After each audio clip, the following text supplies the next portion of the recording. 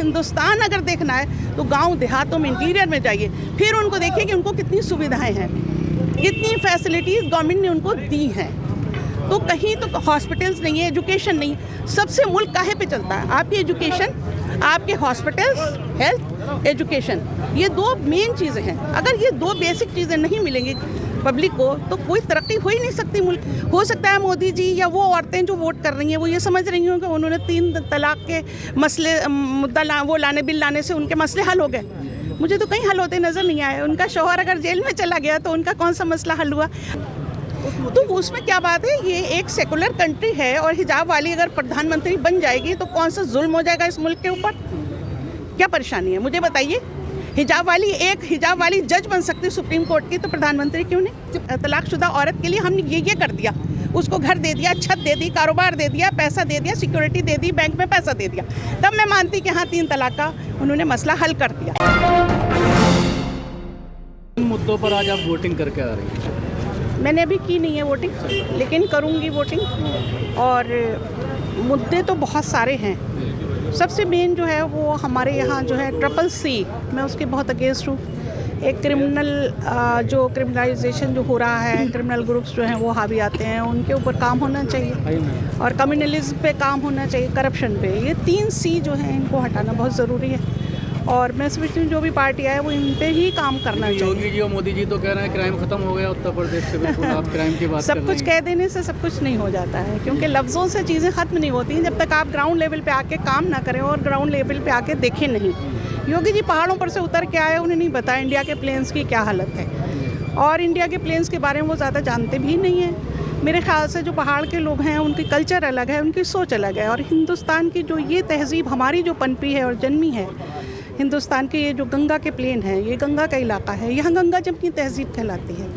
तो हम सब लोग एक तहज़ीब में रहते हैं, हमारी ज़बान एक है, हमारा खाना पीना एक है, हमारी कल्चर एक है।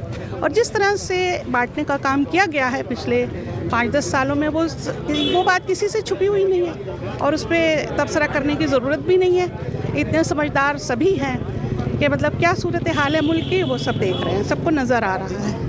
और हिजाब पर जिस तरह से अब 2-3 दिन से एक बड़ा मुद्दा हिजाब बन गया है, ख़ासतौर से कल जब ओवैसी का बयान आया कि एक मुस्लिम प्रधानमंत्री बाहिजाब भी हो सकती है, तो उसको लेकर मीडिया ने कल काफ़ी भाई बात यह है कि ये वुमेन ऑटोनॉमी का सवाल है। यहाँ पर एक औरत को उसकी इनफरादियत कितनी उसको हासिल है।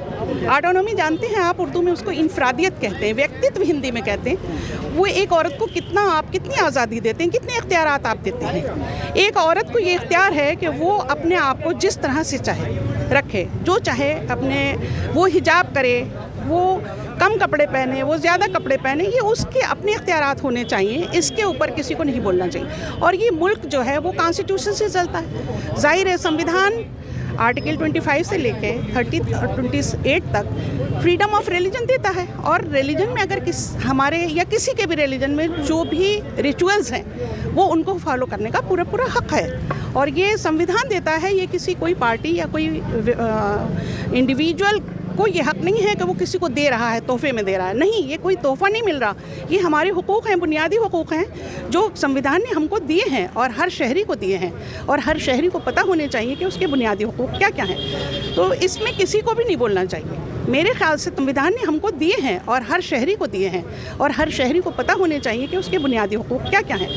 तो इसमें किसी को भी नहीं बोलना चाहिए। मेरे ख्याल से तो किसी का, सबको अपना इख्तियार है। और एक औरत हो और हिंदू हो, मुस्लिम हो, सिख हो, ईसाई हो, जो भी उनके रिचुअल्स हैं, जो उनकी ड्रेसेस हैं, जो उनका ड्रेस कोड है, अगर वो कुरान की रोशनी में वो रहना चाहते हैं तो बिल्कुल उनको हक है ये। और इसमें किसी की मेहरबानी की ज़रूरत नहीं है। मैम आपने महिला बोली थी सबसे पहले 3 C, करप्शन, कम्युनलिज्म और क्या था, क्राइम। 3 चीज़ें बेसिक है हमारी सोसाइटी में, कम्युनलिज्म, करप्शन और क्राइम। इन 3 C को, CCC को अगर हमने ख़त्म कर दिया तो फिर अब हमारी यही ख्वाहिश रहती है कि भाई अभी तक तो जो भी आया हम तो सबको आजमा ही रहे। हम क्या, हमारे बुजुर्ग आजमाते उनको दुनिया से रुखसत हो गए, अब हमारी आजमाइश शुरू हुई है, हम भी आधी उम्र गुजार चुके। अब ये नहीं पता ये मसाइल हल कब होंगे।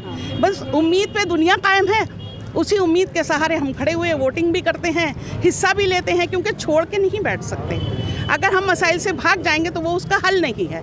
हैं। जिन 3C की बात आपने की वो कॉमन मुद्दे हैं, वो तमाम लोगों के हाँ, मुद्दे हैं। तमाम लोगों महिलाओं के। अपने कुछ मुद्दे होते हैं। हाँ, महिलाओं के बिल्कुल, महिलाओं के मुद्दे सबसे बेसिक चीज़ जो है वो महिलाओं का कंट्रोल। बड़ी हितैषी बनते हम देखते हैं इस सरकार को। जो देखिए, हितैषी जो आता है वो हितैषी बन के ही आता है, लेकिन बाद में इतने कितने हितों पे काम करता है ये बाद में डिपेंड करता है। जिस वक्त इलेक्शन होता है सब हितैषी होते हैं, ये याद रखिए। कोई उस वक्त ऐसा नहीं है कि जो ये कहे कि हम हितैषी नहीं। वो महिलाओं के भी होते हैं, बैकवर्ड के भी होते हैं, बच्चों के भी होते हैं, वीकर सेक्शन सबको कहते हैं। हम सबके लिए सब कुछ कर रहे हैं, लेकिन 70 साल में आप वीकर सेक्शन उठा के देखिए हिंदुस्तान का। आप डेटा यहाँ मत कलेक्ट करिए, सिटी में मत कलेक्ट करिए। आपको डेटा अगर लेना है तो हिंदुस्तान अगर देखना है तो गांव देहातों में, इंटीरियर में जाइए, फिर उनको देखिए कि उनको कितनी सुविधाएं हैं, कितनी फैसिलिटीज़ गवर्नमेंट ने उनको दी हैं। तो कहीं तो हॉस्पिटल्स नहीं है, एजुकेशन नहीं। सबसे मुल्क काहे पे चलता है? आपकी एजुकेशन, आपके हॉस्पिटल्स, हेल्थ, एजुकेशन, ये 2 मेन चीज़ें हैं। अगर ये 2 बेसिक चीज़ें नहीं मिलेंगी पब्लिक को तो कोई तरक्की हो ही नहीं सकती मुल्क के।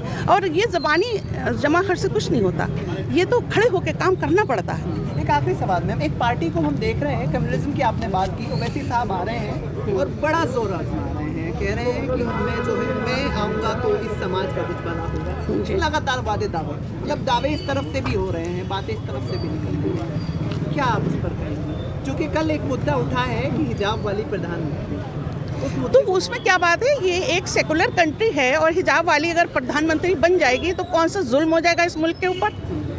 क्या परेशानी है मुझे बताइए। हिजाब वाली जज बन सकती है सुप्रीम कोर्ट की, तो प्रधानमंत्री क्यों नहीं? जब पॉलिटिकल स्टेज से इन मामलों को उठाया जाता है तो जाहिर है दूसरी तरफ से कम्युनिज्म या दूसरी तरफ से जो वोटों का ध्रुवीकरण है वो होते नहीं। क्या पॉलिटिकल स्टेज? देखिए, ये है कि ये सियासी मुद्दे हैं और मैं सियासी नहीं हूँ। मैं कोई सियासी जवाब आपको देना इसलिए पसंद नहीं करूँगी क्योंकि मैं खुद सियासत में नहीं हूँ और ना मैं सियासी जहन रखती हूँ। मैं एक ये तो समझती हूँ कि लोगों की प्रॉब्लम्स क्या हैं, वो किस तरह सॉल्व होनी चाहिए, और मैं उसके ग्राउंड लेवल पे उस पर काम भी करती हूँ। 5 साल में क्या देखना चाहेंगे, किस तरह के बदलाव देखना चाहेंगे? मैं यही बदलाव देखना चाहूँगी कि औरतें सुरक्षित हैं, बिल्कुल फ्रीडम है उनको, एजुकेशन, मैं बेस्ट एजुकेशन चाहती हूँ, बेस्ट हॉस्पिटल्स चाहती हूँ आने वाले वक्त में लोगों के लिए, और बेस्ट फैसिलिटीज़ चाहती हूँ, क्लीनलीनेस चाहती हूँ कंट्री के अंदर, सफाई हो, साफ़ सुथरा शहर हो हमारा, और एजुकेशन बेहतरीन हो, फ्री ऑफ कॉस्ट हो। ये जो प्राइवेटाइजेशन हुआ है, एजुकेशन की सेल एंड परचेज हुई है, इसने मुल्क को बर्बाद करके फेंक दिया। मैं आपको बता दूँ, सिर्फ डिग्रियाँ बंट रही हैं इस वक्त। बच्चों को कोई, उनको ना इंटरेस्ट बच्चों को पढ़ने में है, ना पढ़ाने वालों को कोई इंटरेस्ट है। बड़े हमने वादे दावे भी सुने, अपने महिला सुरक्षा का मामला जी, आधी रात को अमित शाह जी ने कहा, आधी रात को योगी जी की सरकार में तेवर पहन के एक महिला सड़क पर उतर सकती है। कभी भी नहीं। कहाँ उतर सकती, किधर उतर सकती? अभी हमारी बेटी साथ में है, हम वहाँ यहाँ से लेके अपने घर तक नहीं बुला सकते उसको, दिन में भी डरते हैं। कौन कहता है? ये तो सब झूठ है। कह देने से मसले नहीं हल होते, मसले तो हल किए जाते हैं। मैं खुद एक NGO चला रही हूँ जिसमें महिला सुरक्षा के लिए मैं काम कर रही हूँ, और मेरा मुद्दा ही यही है कि मैं लड़कियों को सेफ्टी और बिल्कुल सेफ और सिक्योर इन्वायरमेंट देना चाहती हूँ। मैं क्या देना चाहती हूँ, हर वालिदैन देना चाहते हैं, और ये उनका बुनियादी हक़ है। अगर लड़कियों को फ्लॉरिश होने का मौका ही नहीं मिलेगा, अगर वो फियरफुल रहेंगे, हर वक्त डरी हुई रहेंगी, सहमी हुई रहेंगी, तो वो तो तरक्की नहीं कर सकती। वो उनका अपना मसला है, वो हिजाब में रहें या बेहिजाब रहें। अगर वो बेहिजाब में नहीं भी रह रही हैं तब भी उनको पूरा हक है कि वो बिल्कुल। तलाक बिल लाने के बाद मुस्लिम महिलाओं को हमने एक हक दे दिया उनको, और उसकी वजह से मुस्लिम महिलाएं बीजेपी को वोट कर रही हैं। तो भाई ये उनका हक है, हर औरत का हक है कि वो बीजेपी को करे, समाजवादी करे, किसी भी पार्टी को करे। ये औरतों का अपना हक है और अपनी अपनी समझ है। हो सकता है मोदी जी या वो औरतें जो वोट कर रही हैं वो ये समझ रही हों कि उन्होंने 3 तलाक के मसले बिल लाने से उनके मसले हल हो गए। मुझे तो कहीं हल होते नज़र नहीं आए। उनका शौहर अगर जेल में चला गया तो उनका कौन सा मसला हल हुआ?